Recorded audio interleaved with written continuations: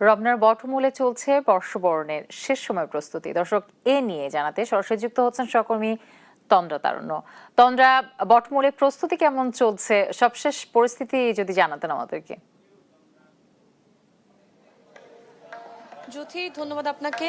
বিগত ৩ মাস ধরে কিন্তু এই পহেলা বৈশাখ, কালকে বাঙালির সবচেয়ে বড় একটি উৎসব যদি বলি ভুল হবে না, সেই বৈশাখকে বরণের যে প্রস্তুতি সেটা কিন্তু ছিল বিগত ৩ মাস ধরে, এবং আজকে কিন্তু একদম শেষ মুহূর্তে যে প্রস্তুতি সেটি কিন্তু তারা নিচ্ছে। এবং এই মুহূর্তে আমি আছি রমনা বটমূলে, যেখান থেকে প্রতি বছরই আমরা দেখি যে ভোরের আবাহনে কিন্তু বৈশাখকে এবং একটি নতুন বছরকে ১৪৩৩ বঙ্গাব্দকে বরণ করে নেওয়া হয়, এবং সেই বৈশাখ বরণের শুরু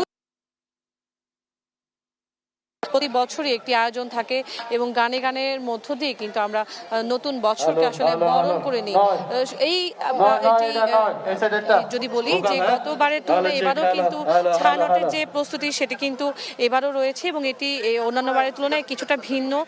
কারণ হচ্ছে যে এবার কিন্তু অন্যান্য বারের তুলনায় আরো বেশি আসলে শিল্পী যারা রয়েছেন তারা কিন্তু এবার ছায়ানটের যে শিল্পীরা রয়েছেন তারা কিন্তু এবার অংশগ্রহণ করছেন, এবং পাশাপাশি অন্যান্য বারের তুলনায় এবারের কিন্তু যেই রমনা বটমূলে যে মঞ্চটি রয়েছে, যেখান থেকে ভোরের আবাহনে আসলে বৈশাখ বরণ করা হবে, সেখানেই কিন্তু এবারের যে মঞ্চটি রয়েছে সেটিরও কিছুটা তারতম্য হয়েছে, এবং এগুলো কিন্তু এবারের মঞ্চ কিন্তু অন্যান্য বারের তুলনায় বেশ বড়।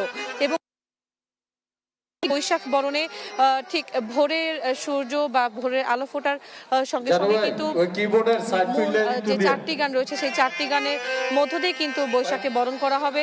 পাশাপাশি আরো অন্যান্য যে শিল্পীরা যারা রয়েছেন তারাও শুধুমাত্র গানই নয়, আবৃত্তি থেকে শুরু করে অন্যান্য যে পরিবেশনা সেগুলো রয়েছে, প্রায় ১৫টির থেকে ২০টির মতো পরিবেশনা এবার রয়েছে ছায়ানটের। এবং পাশাপাশি যেটি না বললেই নয় যে এই পরিবেশনাগুলোই কিন্তু অংশগ্রহণ করছে প্রায় ২০০ শিল্পী। এই ক্ষুদে শিল্পী যারা রয়েছেন তারাও কিন্তু এই সামনের সারিতে বসেছেন, এবং আজকে যেহেতু শেষ মুহূর্তে প্রস্তুতি বা শেষ মুহূর্তের মহড়া চলছে, সেই মহড়ারই অংশ হিসেবে এখন কিন্তু তাদের এখানে যেই